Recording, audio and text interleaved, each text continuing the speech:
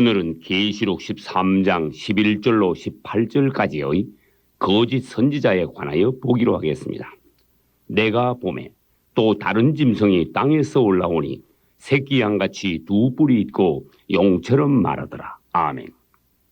우리 하나님 아버지와 아들 예수 그리스도와 성령은 성삼위일체로서 이 셋은 곧 한 분이십니다.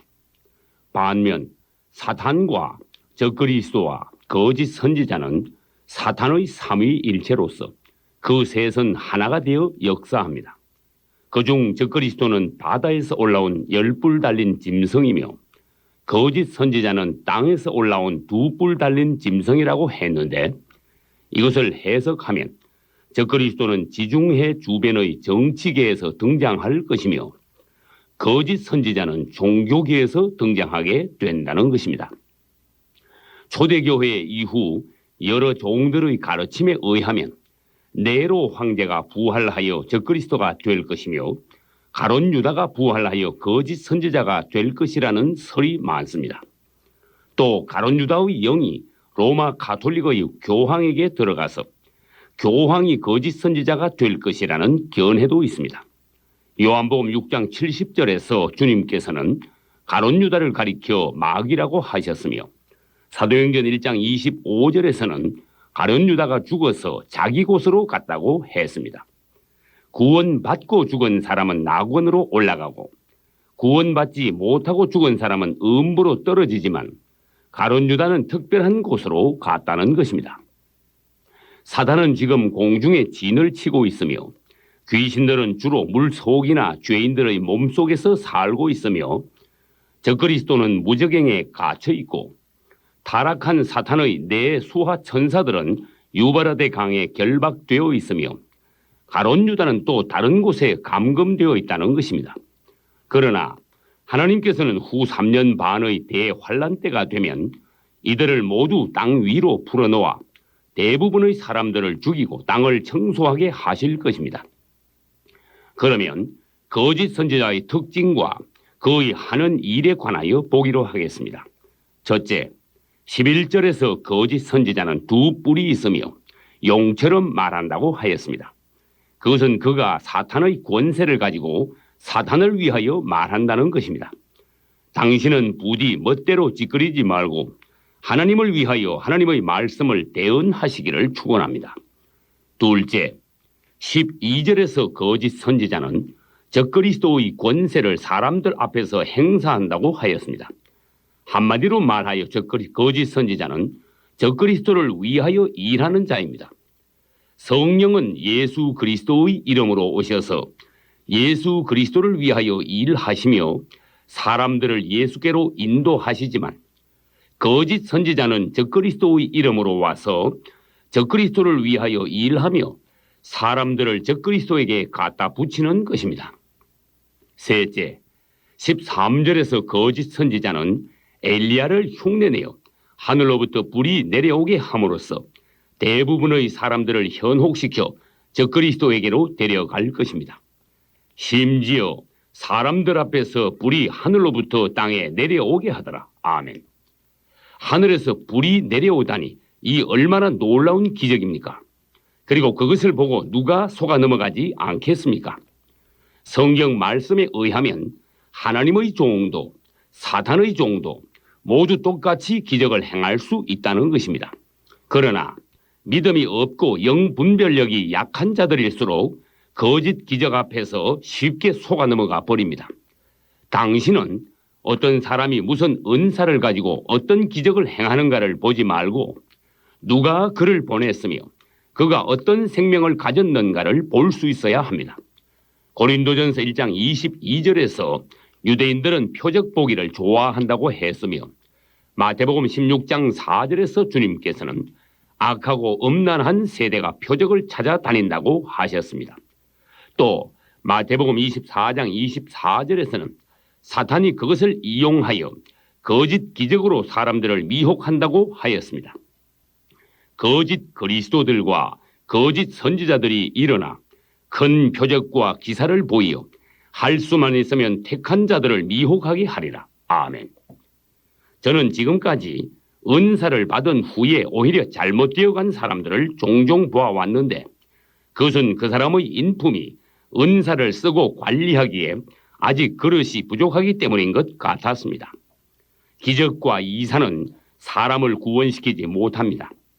은사는 좋은 것이지만 잘못 사용할 수도 있으며 또 받은 것은 감사하지만 교만해지기가 쉬운 것입니다. 그리고 받은 은사로 교회에 덕을 끼쳐야지 나도 은사 받았다고 독립하여 나가서 교회나 기도원을 개척하려고만 해서는 안 됩니다.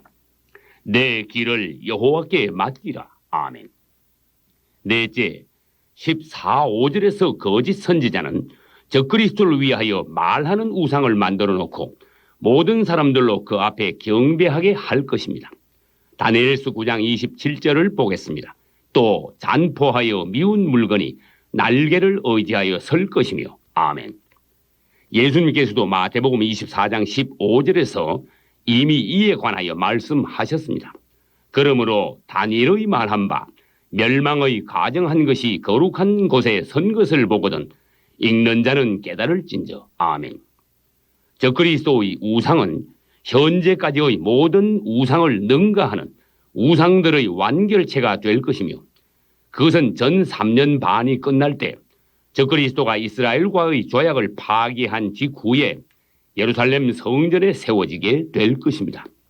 다섯째, 16절 이하에서 거짓 선지자는 모든 사람들의 오른손이나 이마에 적그리스도의 이름인 666표를 받게 할 것입니다. 그러면 여기서 성경의 여러 가지 사건들 중에서 장차 일어날 종말 사건과 연관된 것 10가지를 살펴보기로 하겠습니다. 첫째, 이스라엘이 출애굽한 후에 바로의 군대가 뒤쫓아와서 홍해에서 몰사한 것처럼 장차 유대인들이 제2의 출애굽을 하여 모두 본국으로 돌아올 때 러시아가 이스라엘을 침공하다가 머깃도에서 몰사하게 될 것입니다. 둘째, 엘리야가 3년 반 비오지 않게 하고 모세가 애굽의 물을 피되게 한 것처럼 장차 후 3년 반의 대환란 때 모세와 엘리야가 다시 와서 그 일들을 다시 있게 할 것입니다.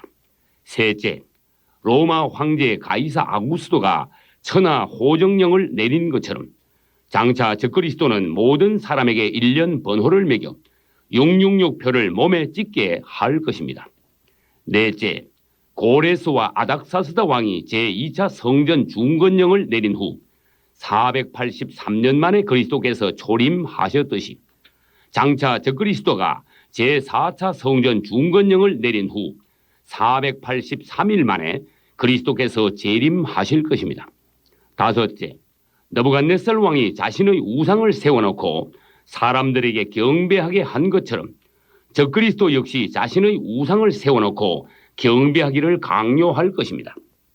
여섯째, AD 70년에 로마 군대가 예루살렘을 포위했을 때 유대 믿는 이들이 도망쳐 살아남은 것처럼 장차 적그리스도의 군대가 예루살렘을 공격할 때 유대인들은 하나님의 예비처로 도망쳐서 보호와 양육을 받게 될 것입니다. 일곱째, 요한복음 6장 66절에서 수많은 제자들이 예수님을 떠났던 것처럼 장차 적그리스도가 등장하여 영적 태풍이 불면 거짓 그리스도인들은 대거 주님을 배반하고 교회를 떠날 것인데 이것을 배도 사건이라고 부릅니다. 여덟째, 사도행전 2장과 4장에서 믿는 이들이 공동생활을 한 것처럼 장차 적그리스도의 표를 받지 않으므로 환난을 당하게 된 성도들도 모여서 공동생활을 하게 될 것입니다. 아홉째, 에스가 팥죽 한 그릇에 장자권을 팔아버린 것처럼 장차 배고픔을 견디지 못하는 사람들이 적그리스도에게 가서 자신의 영혼을 팔고 666표를 받음으로써 잠시 목숨을 연장하게 될 것입니다. 열째, 나귀 타고 예루살렘에 입성하시는 예수님을 유대인들이 환영했듯이 장차 예수께서 지상 재림하실 때 회개한 유대인들이 그분을 참 메시아로 환영하게 될 것입니다. 그러면 거짓 선지자의 최후는 어떻게 될까요? 계시록 19장 20절에서 장차 아마겟돈 전쟁 시 적그리스도와 거짓 선지자가 예수께 잡혀서 유황불못에 던져지게 된다고 하셨습니다. 끝으로 거짓 선지자의 특징과 하는 일을 다시 정리해 보겠습니다. 1. 두 뿔이 있다. 2. 어린 양 그리스도인 양 위장한다. 3. 사탄처럼 말을 한다. 4. 말의 권세로 사람들을 미혹한다. 5. 큰 이적을 행한다. 6. 이적을 행하여 사람들을 적그리스도에게 갖다 붙인다. 7. 적그리스도의 우상을 만든다. 8. 정치계를 설득하여 적그리스도를 숭배하게 한다. 9. 우상에게 경배하지 않는 자는 죽이게 한다. 10. 구원받은 성도들을 핍박한다. 나는 주님을 사랑합니다. 아멘.